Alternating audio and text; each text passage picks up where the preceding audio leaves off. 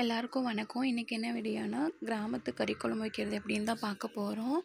என்னோடய கிச்சன் வந்து ரொம்ப சின்னது, ஒரே ஒரு ஸ்லாப் மட்டும்தான் இருக்கும். அதனால் கொஞ்சம் வீடியோ வந்து கொஞ்சம் இதாக தான் இருக்கும், அட்ஜஸ்ட் பண்ணிக்கோங்க.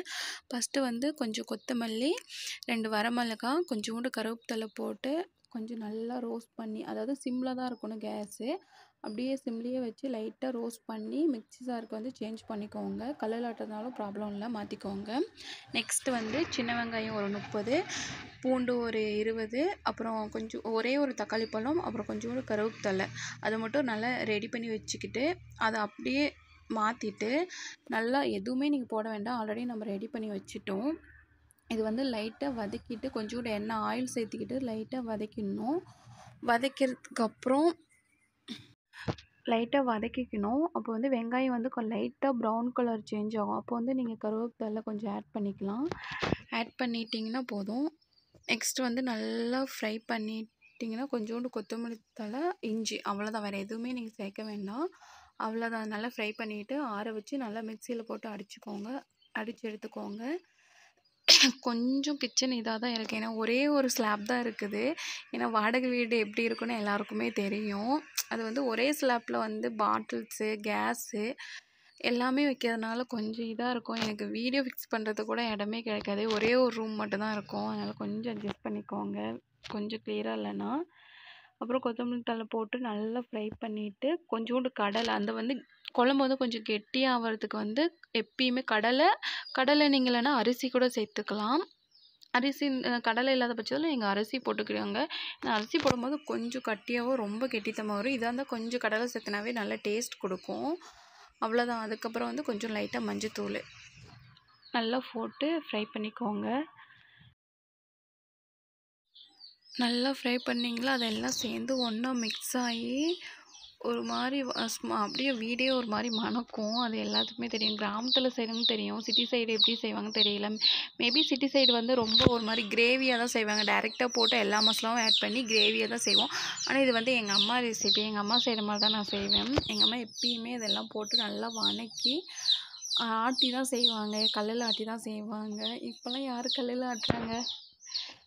இது எங்கள் அம்மாவோட ரெசிபி தான். ஆனால் அது ஒரு டேஸ்ட் நல்லாயிருக்கும், எனக்கு ரொம்ப பிடிக்கும். நல்லா ஆற வச்சிடணும். ஆற வச்சுட்டு அதுக்கப்புறம் மிக்சியில் ஆல்ரெடி பாருங்கள் நம்ம அந்த கொத்தமல்லி எல்லாம் போட்டு ரெடி பண்ணி வச்சோம்ல, அதெல்லாம் ரெடி பண்ணிவிட்டு அதுக்கப்புறம் வந்து கொஞ்சோண்டு எண்ணெய் சேர்த்திக்கிட்டு கொஞ்சம் கருவேப்பிலை போட்டுட்டு கடுகு கருவேப்பிலை போட்டுட்டு அதுக்கப்புறம் கறி போட்டு வணக்குவோம் டைரெக்டாக. ஏன்னா வீடியோ கொஞ்சம் ஸ்லோவாக போகிற மாதிரி தான் இருக்குது, கொஞ்சம் அட்ஜஸ்ட் பண்ணிக்கோங்க. ஆல்ரெடி 2xல் தான் வச்சேன், இருந்தாலும் மேபி இப்படி போயிட்டு இருக்கு. கறியை போட்டு நல்லா கொஞ்சம் எண்ணெய் கொத்தமல்லி தழை கருவேப்பிலை போட்டு டைரெக்டாக சிக்கனை போட்டு நல்லா ஃப்ரை பண்ணிக்கோங்க. அவ்வளோதான், ஃப்ரை பண்ணிக்கிட்டிங்கன்னா போதும். உப்பு போட்டுக்கணும். ஐ திங்க் இன்னும் உப்பு போடலன்னு நினைக்கிறேன். உப்பு போட்டுக்கணும். உப்பு தான் எப்பயுமே மெயின். ஏன்னா கறியில் வந்து அந்த உப்பு இறங்கலாம் ரொம்ப நல்லாவே இருக்காது. எப்பயுமே நீங்கள் சிக்கன் போட்டதுமே உப்பு போட்டுக்கணும். இதோட டேஸ்ட்டாக செய்கிறவங்களாம் நிறைய பேர் இருக்காங்க, ஏதோ நம்மளால் முடிஞ்சது அவ்வளோதான். கறி போட்டுட்டு இது இந்த அளவுக்கு வணங்குனதுமே நம்ம ஆல்ரெடி பாருங்கள் சம்பாரம் ஆட்டி வச்சிட்டோம், அதை வந்து எடுத்து மிக்ஸ் பண்ணிக்கலாம். கறியில் ஊற்றிட்டு கொஞ்சோண்டு தண்ணி, ரொம்பவும் சேர்த்திடக்கூடாது, அது நல்லா கொதித்து வரணும்.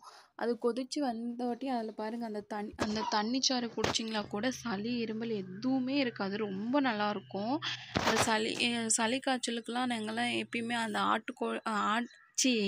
கோழி அடித்து குழம்பு வைக்கிறோன்னு சொல்லுவாங்கள்ல, அது மாதிரி தான் நல்லாயிருக்கும். அது வந்து அந்த தண்ணி குழம்பு ரொம்ப டேஸ்ட்டாக இருக்கும். அது நல்லா கொஞ்சம் காரசாரமாகவே இருக்கும், நல்லா இருந்துச்சு. காரம் அதிகமாக நல்லாவே இருந்துச்சு.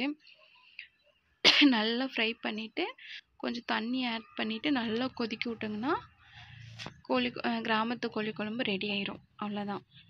பாருங்கள் நல்லா கொதித்து வரல, நான் அப்பயே லைட்டாக எடுத்து பார்த்தேன். பாருங்கள் நல்லா கொதித்து அந்த கடலை போடுறதுனால தான் அந்த கெட்டியாக பாருங்கள் குழம்பு நல்லா கெட்டியாக வரும். இல்லைன்னா நீங்கள் அரிசி தாங்க,